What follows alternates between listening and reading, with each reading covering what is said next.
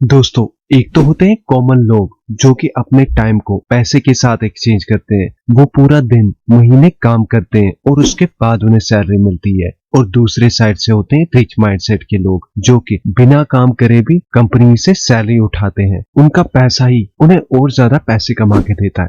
अब आप ये सोच रहे होंगे कि भला ये कौन सी बात हुई, बिना काम करे किसको ही सैलरी मिल सकती है। तो दोस्तों, यहाँ मैं बात कर रहा हूँ डिविडेंड से होने वाली अर्निंग्स की। इंडियन स्टॉक मार्केट में 5000 से ज्यादा कंपनीज लिस्टेड है और इसमें से ऐसी बहुत सारी कंपनीज है जो कि प्रॉफिट होने पे कुछ हिस्सा अपने इन्वेस्टर्स में डिस्ट्रीब्यूट कर देते हैं। और यही रिवॉर्ड जो कि इन्वेस्टर्स को कंपनी से मिलता है, इसे डिविडेंड इनकम कहा जाता है।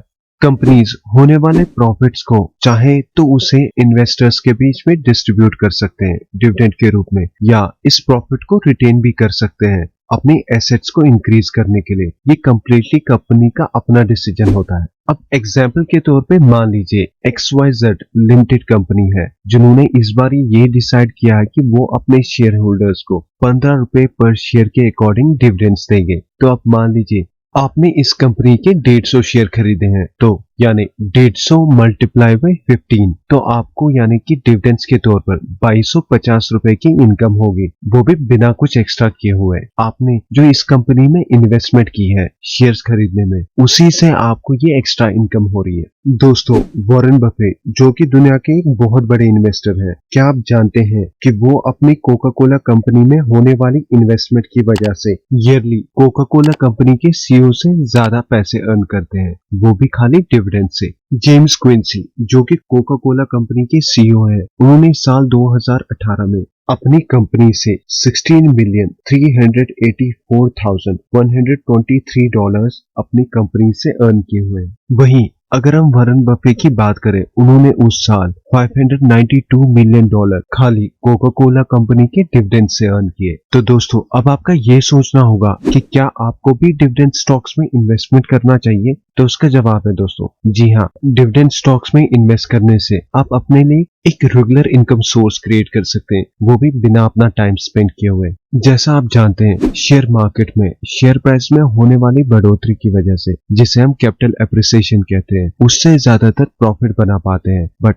स्टॉक मार्केट हमेशा पॉजिटिव नहीं रह पाता, जिसकी वजह से ऐसे बहुत सारे टाइम पे आपने जो शेयर्स खरीदे थे उनके प्राइस में भी कोई भी बढ़ोतरी नहीं हो पाती। तो उस टाइम पे ये डिविडेंड इनकम आपको एक होप देती है। दोस्तों, अब बात आती है कि ये कैसे जाना जाए कि कौन सी कंपनी डिविडेंड्स दे रही है और कितना दे रही है। तो इसे जानने के लिए हमें कंपनी के डिविडेंड यील्ड को चेक करना पड़ता है। दोस्तों, डिविडेंड यील्ड का ये मतलब होता है कि एक कंपनी अपने इन्वेस्टर्स को करंट शेयर प्राइस के अगेंस्ट ईयरली कितना % डिविडेंड डिस्ट्रीब्यूट करती है। अब मान लीजिए एक कंपनी ने ये डिसाइड किया है कि वो इस साल अपने इन्वेस्टर्स को 15 रुपए पर शेयर के अकॉर्डिंग डिविडेंड डिस्ट्रीब्यूट करेगी और इस कंपनी का करंट शेयर प्राइस 1330 रुपए है। तो इस कंपनी का डिविडेंड यील्ड होगा dividend per share divide by current share price into 100, जो कि 1.12% होगा।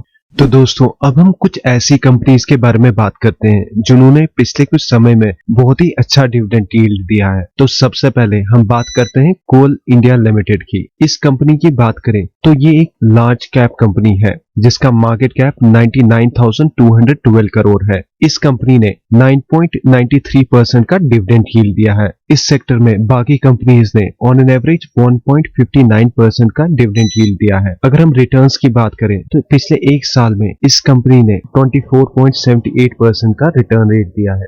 अब बढ़ते हैं दूसरी कंपनी की ओर, जो है हिंदुस्तान जिंक लिमिटेड। दोस्तों, ये एक जिंक माइनिंग कंपनी है जो कि लार्ज कैप कंपनी की कैटेगरी में आती है। इस कंपनी का मार्केट कैप 1,31,935 करोड़ है। डिविडेंड यील्ड की बात करें तो इस कंपनी ने 6.82% का डिविडेंड यील्ड दिया है। इसी सेक्टर में बाकी कंपनीज की बात करें तो उन्होंने ऑन एन एवरेज 1.59% का डिविडेंड यील्ड दिया है। अगर हम पिछले एक साल के रिटर्न्स की बात करें तो इस कंपनी ने पिछले एक साल में 18.28% का रिटर्न दिया है। तो चलते हैं तीसरी कंपनी की ओर, जो कि है भारत पेट्रोलियम कॉर्पोरेशन लिमिटेड। ये एक रिफाइनरी और ऑयल मार्केटिंग कंपनी है जो कि लार्ज कैप कैटेगरी के अंडर में आती है। इस कंपनी का मार्केट कैप 80,679 करोड़ है और अगर डिविडेंड यील्ड की बात करें तो इस कंपनी ने 20.49% का डिविडेंड यील्ड दिया है। और इसी सेक्टर में बाकी कंपनीज की बात करें तो उन्होंने ऑन एन एवरेज 2% का डिविडेंड यील्ड दिया है।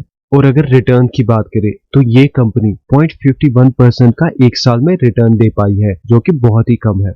अब बढ़ते हैं अगली कंपनी की ओर, जो है इंडियन ऑयल कॉर्पोरेशन लिमिटेड। इस कंपनी की बात करें तो ये कंपनी ऑयल रिफाइनिंग और डिस्ट्रीब्यूशन के साथ इन्वॉल्व है। ये एक लार्ज कैप कंपनी है जिसका मार्केट कैप 1,14,334 करोड़ है। इस कंपनी ने 9.64% का डिविडेंड यील्ड दिया है। इसी सेक्टर में बाकी कंपनीज ने ऑन एन एवरेज 2% का डिविडेंड यील्ड दिया है। अगर हम रिटर्न्स की बात करें तो पिछले एक साल में इस कंपनी ने 32.88% का रिटर्न रेट दिया है, जो कि बहुत ही अच्छा है।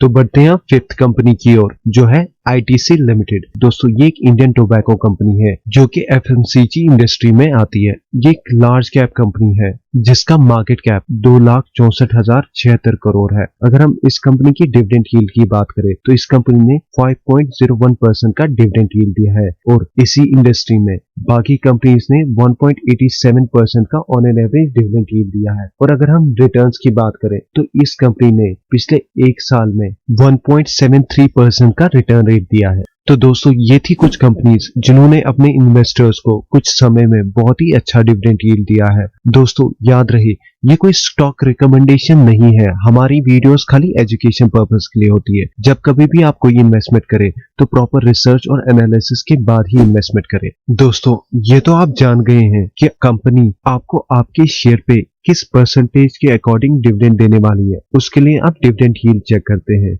बट अगर कंपनी का डिविडेंड यील्ड परसेंटेज इंक्रीज हो गया हो तो हमेशा ये जरूरी नहीं कि कंपनी ने पर शेयर डिविडेंड प्राइस इंक्रीज कर दिया हो, बल्कि कंपनी के शेयर प्राइस में गिरावट आने की वजह से भी डिविडेंड यील्ड इंक्रीज हो सकता है। जैसे अगर पहले कंपनी का शेयर प्राइस 1340 रुपए था और वो अपने इन्वेस्टर्स को 12 रुपए पर शेयर के अकॉर्डिंग डिविडेंड देती थी, तो अगर इसके अकॉर्डिंग कंपनी का डिविडेंड यील्ड देखा जाए तो वो होता है 0.89%। अब ये कंपनी कुछ टाइम के बाद डिसाइड करती है कि ये दोबारा से अपने इन्वेस्टर्स को 12 रुपए पर शेयर के अकॉर्डिंग डिविडेंड देने वाली है। बट इस टाइम पे कंपनी का शेयर प्राइस गिर के 1300 रुपए पे आ गया है और अगर आप इसके अकॉर्डिंग कंपनी का डिविडेंड यील्ड चेक करेंगे तो वो होगा 0.92%। तो आप देख सकते हैं इवन दो कंपनी ने पर शेयर डिविडेंड प्राइस इंक्रीज नहीं किया, फिर भी डिविडेंड यील्ड में आपको इंक्रीज दिखने को मिलता है। वो सिर्फ इस वजह से क्योंकि कंपनी के शेयर प्राइस में